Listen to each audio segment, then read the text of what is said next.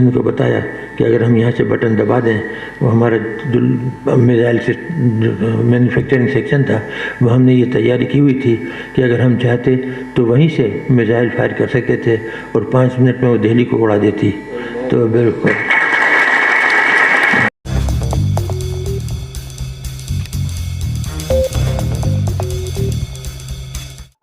السلام علیکم ناظرین، میں ہوں آپ کا host Haris Khokhar, voice of Punjab سے۔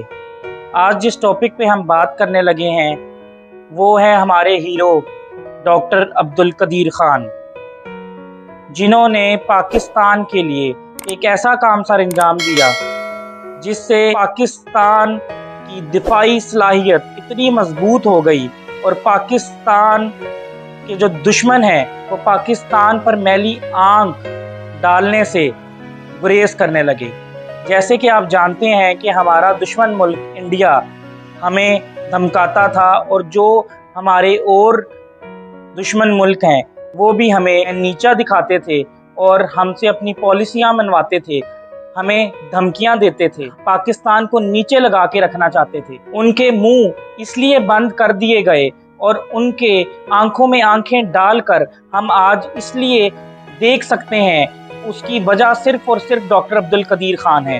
ڈاکٹر عبدالقدیر خان باہر سے پڑھ کر آئے، پاکستان جب وہ آئے انہوں نے جنرل ضیاء الحق کو ایک خط لکھا جس میں انہوں نے بتایا کہ میں پاکستان کے لیے ایک ایسا بم بنانا چاہتا ہوں جس سے پاکستان کی دفاعی صلاحیت بہت مضبوط ہو جائے گی۔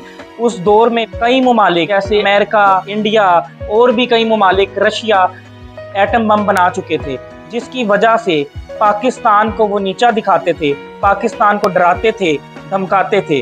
لیکن ہمارے محسن پاکستان ڈاکٹر عبدالقدیر خان نے خط لکھا جنرل ضیاء الحق کو، جنرل ضیاء الحق ان کو ملے اور جنرل ضیاء الحق نے ان کا ماتھا چوما کہ یہ اگر ہو جائے تو ہماری دفاعی صلاحیت بہت مضبوط ہو جائے گی، ہماری فوج، ہماری حکومت، ہماری عوام اور ہمارا پاکستان اتنا مضبوط ہو جائے گا کہ کوئی بھی دشمن ملک ہم پر حملہ کرنے سے پہلے 100 بار سوچے گا۔ ضیاء الحق نے اجازت دی، اس پروگرام پہ کام شروع ہوا۔ ذوالفقار علی بھٹو کی حکومت آئی، ذوالفقار علی بھٹو نے بھی بہت مدد کی ڈاکٹر عبدالقدیر خان کی۔ انہوں نے ان کے شانہ بشانہ کھڑے ہو کر ان کو جو چیزیں، جتنا پیسہ اور جو وسائل چاہیے تھے وہ پرووائڈ کیے گئے، اور اس کے بعد پاکستان نے 28 مئی 1998 کو چاغی کے مقام پہ ایٹمی دھماکوں کا کامیاب تجربہ کر لیا۔ امریکہ سے بہت زیادہ ڈالرز کی، پیسوں کی بھی پیشکش کی گئی کہ یہ دھماکے روک دیے جائیں، ہم آپ کو اتنے پیسے دیتے ہیں۔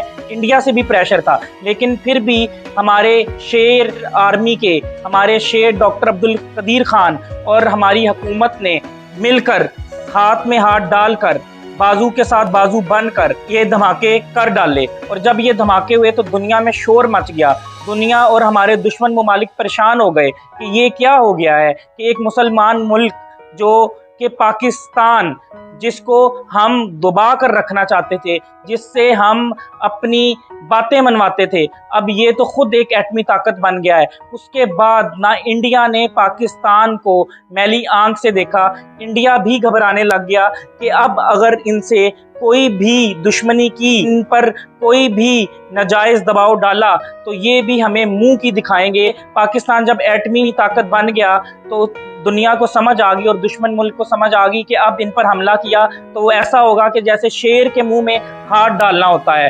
کریڈٹ جاتا ہے پاکستان آرمی کو، پاکستان کی ISI کو، پاکستان کی آرمی اور ISI کو سلام پیش کرتا ہوں میں، اور ڈاکٹر عبدالقدیر خان محسن پاکستان کو سلام پیش کرتا ہوں۔ پاکستان کے جو محسن ہیں، پاکستان کے جو سٹارز ہیں اور جنہوں نے پاکستان کو سرو کیا ہے، ان کو ان کی زندگی میں خراج تحسین پیش نہیں کیا جاتا، اور جب وہ فوت ہو جاتے ہیں، مر جاتے ہیں، تو پھر ان کے بڑے بڑے جنازے کیے جاتے ہیں اور ان کی یاد میں باتیں کرتے ہیں کہ وہ تو بہت اچھا انسان تھا، اس نے تو یہ کیا، اس نے پاکستان کو بچا لیا۔ ان کی زندگی میں ہی اگر یہ کچھ کر دیا جائے، ان کو کریڈٹ دے دیا جائے اور ان کو بے شمار ایوارڈ، پیسے سے ان کو فائنینشلی، ان کو بائی لینڈ سپورٹ کر دی جائے تو وہ زیادہ بہتر ہوگا۔ ناظرین، جیسے کہ آپ نے سنا ہے کہ ڈاکٹر عبدالقدیر خان وفات پا گئے ہیں، وہ پچھلے کئی دنوں سے बीमार थे, अलील थे और उनको कोरोना था, जिसकी वजह से उनके फेफड़ों पर बुरी तरह असर पड़ा था। उनके फेफड़े कोलैप्स कर गए और वो खालिक हकीकी से जा मिले।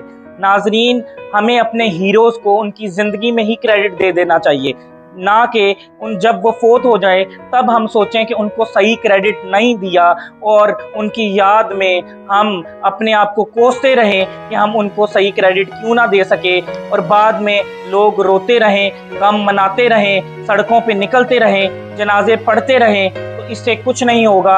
हमारे हीरोज़ को उनकी ज़िंदगी में ही क्रेडिट मिल जाना चाहिए, उनकी ज़िंदगी में ही उनको जो उन्होंने काम सर अंजाम दिया होता है उसकी शाबाशी मिल जानी चाहिए। पाकिस्तान अगर आज बचा हुआ है तो डॉक्टर अब्दुल कदीर खान की वजह से। हम एटमी ताकत हैं, हम अल्लाह का शुक्र अदा करते हैं। पाकिस्तान ने कहा था कि अगर आप हमें 15 मिनट में तबाह करेंगे तो हम आपको 4 मिनट में नीज़ तो नबूद कर देंगे। नाजरीन, जैसा कि डॉक्टर अब्दुल कदीर खान पर कई बार इल्ज़ाम भी लगा कि वो गद्दार पाकिस्तान है, हालांकि ऐसा नहीं है। वो इस बात पर बात करके रो भी पड़ते थे और बहुत गमज़दा हो जाते थे, और अपनी कहानी सुनाते हुए वो उनकी आंखें नम हो जाती थी कि मैंने पाकिस्तान के लिए इतना बड़ा काम सर अंजाम दिया और मुझे आज लोगों की तरफ से, हुकूमत की तरफ से गद्दार पाकिस्तान का टाइटल मिल रहा है। तो नाजरीन, वो गद्दार पाकिस्तान नहीं थे, उन्होंने पाकिस्तान के लिए एक अस्पताल भी बनाया है, ट्रस्ट, जिसमें गरीबों का मुफ्त इलाज किया जाता है, और वो अभी भी अंडर कंस्ट्रक्शन है और उसकी और भी इमारतें बन रही हैं। उसमें मुखय्यर हजरात को चाहिए कि उसमें चंदा डालें और उसको सपोर्ट करें और इनके विजन को लेके आगे चलें। नाजरीन, जैसा कि आप देख रहे हैं कि डॉक्टर अब्दुल कदीर खान साहब अब इस दुनिया से कूच कर गए हैं, तो इसलिए हमें उनके नाम को हमेशा याद रखना चाहिए, अपने दिलों में जिंदा रखना चाहिए। डॉक्टर अब्दुल कदीर खान का नाम, मोहसिन पाकिस्तान का नाम, पाकिस्तान की बुक्स के सिलेबस में उनका नाम होना चाहिए, और जगह जगह टीवी पे और मीडिया पे प्रोग्राम्स होने चाहिए ताकि आने वाली नस्लों को भी पता चले कि पाकिस्तान के लिए उन्होंने कितना बड़ा काम सर अंजाम दिया। पाकिस्तान जिंदाबाद, पाकिस्तान पाइंदाबाद। इंशाल्लाह अगली बार फिर मुलाकात होगी, तब तक के लिए अल्लाह निगहबान। आपका बहुत बहुत शुक्रिया। अपने मेज़बान को इजाज़त दीजिए।